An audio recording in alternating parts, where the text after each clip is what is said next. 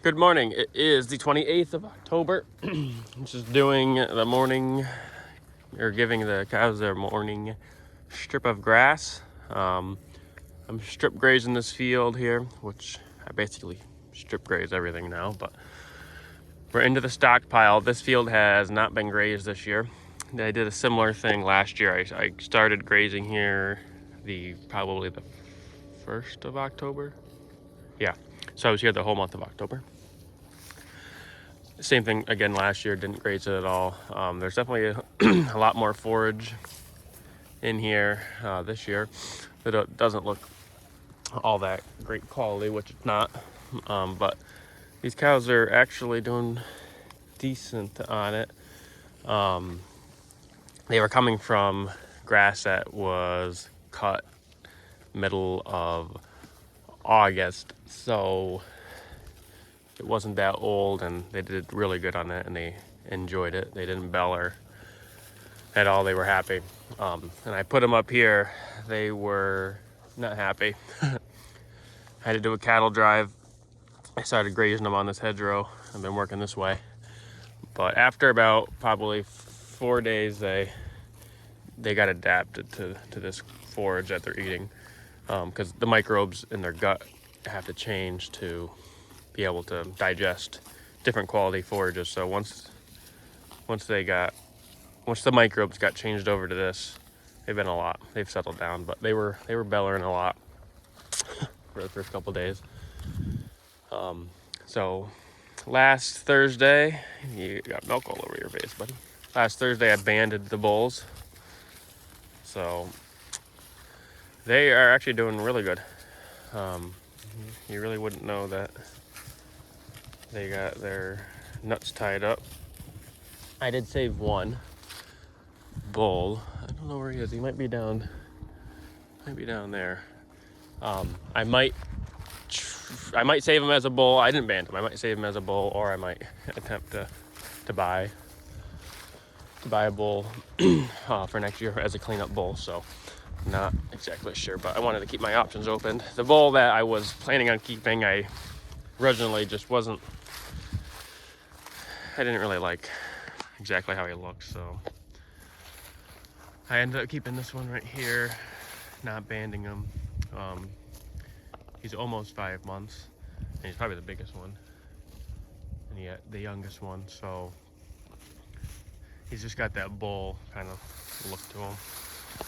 So we'll see how he turns out. He just got a big neck, deep front end, so that's why I kept him. So he got lucky. But as you can see, the manure piles are stacking up quite a bit. But they're doing really good. Like that one really needs some protein, but I am giving them, then yeah, that one, that's perfect. I am giving them maybe 10 pounds of alfalfa pellets once a day. So between everyone, that's half a pound per head.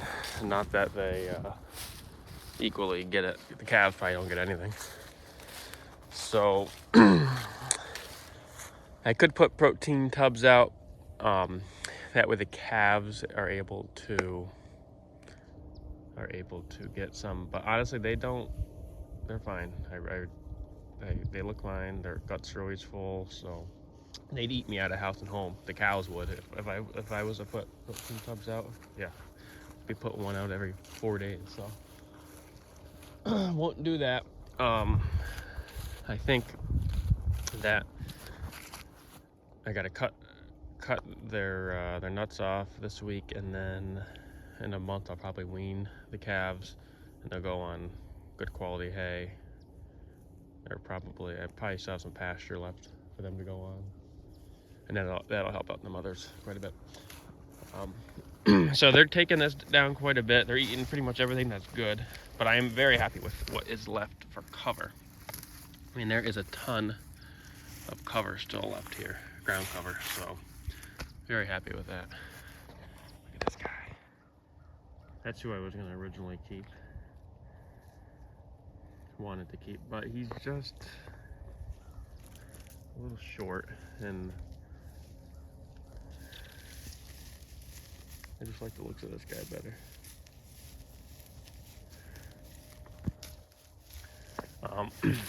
So yeah, lots to cover that they're leaving behind, which is great.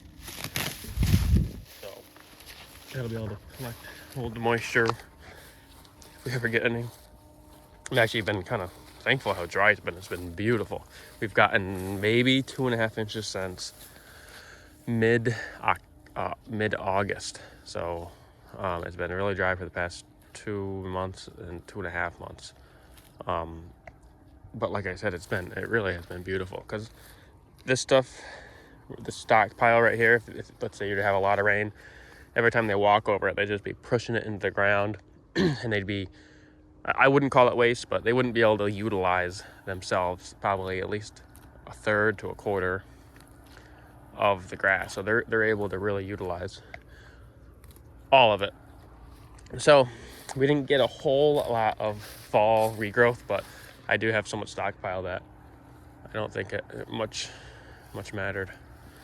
Or it did matter, but I'm not too opposed to how it turned out. This guy here, I wish that, and I wish he was red. I want red cattle, but he's a really nice bull.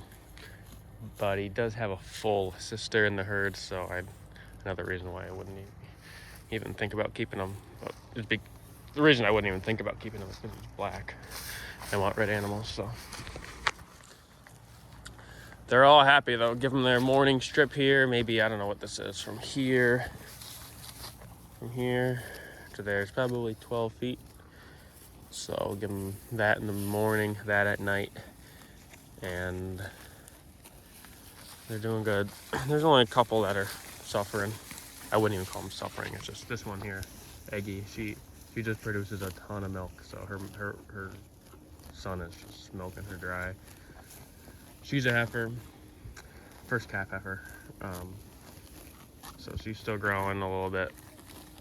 So she's not as well conditioned. That's her calf. She's got a really nice calf on her. And those two are really, I would say, the only ones that are not doing great. This girl here is a hog. She's a heifer. We'll calve next year. She is as fat as can be. Same thing with her mother.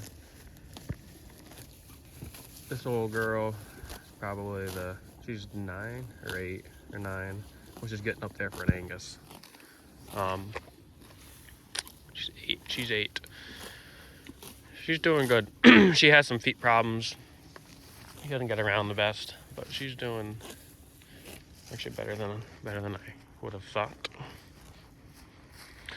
This is her daughter here, who I really like.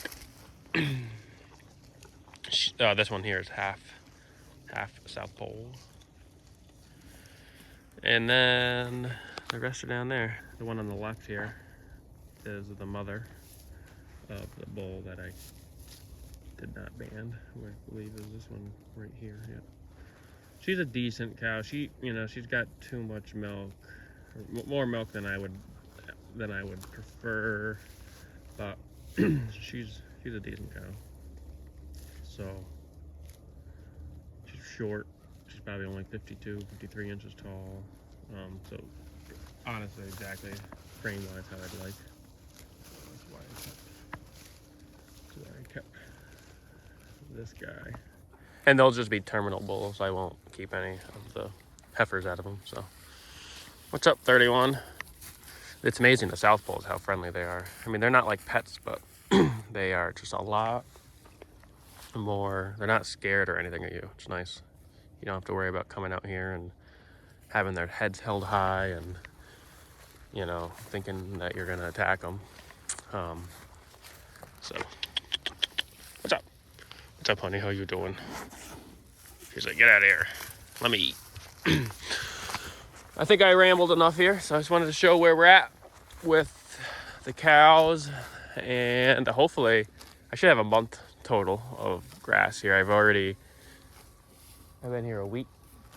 Or I've been here 6 days, yeah. So, yeah, hopefully I have a month. I could push them a little more, but if I didn't have the calves on them, I definitely would. But there's baby Angel. She was born I think the last day of July. She's doing really good. Her mother is doing really good too. for the change of scenery that they experienced. So with that, I will sign off.